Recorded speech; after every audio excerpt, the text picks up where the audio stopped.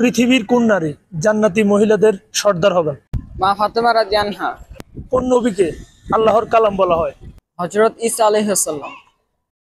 ফেরেশতাদের সর্দারের নাম কি? হযরত জিবরাইল আলাইহিস সালাম। পবিত্র আল কোরআনে কোন শব্দটি প্রথম নাজিল হয়? ইকরা। সর্বপ্রথম হজ পালন করেন কোন নবী? হযরত ইব্রাহিম আলাইহিস সালাম।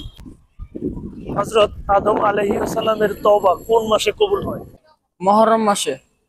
পবিত্র কাবা শরীফ সর্বপ্রথম কে তওয়াফ করেন? হযরত ইব্রাহিম আলাইহিস সালাম।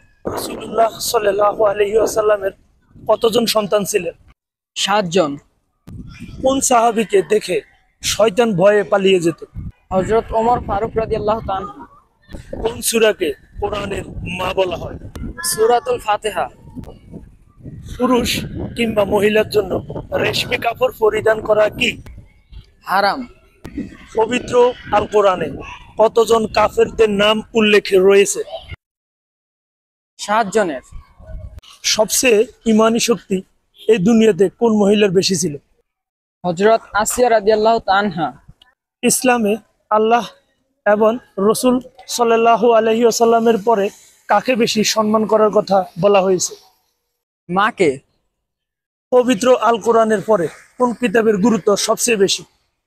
সহিহ বুখারী শরীফ। কোন দিন হযরত ইসরাফিল আলাইহি ওয়াসাল্লাম সিংহায় ফু দিবেন? শুক্রবার। ইমাম হুসাইন আরবি কোন মাসে শহীদ হন? মুহররম মাসে।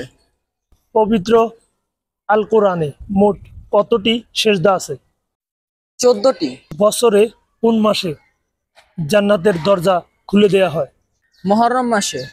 পবিত্র কোরআনে মোট কতটি সেজদা আছে? 14টি।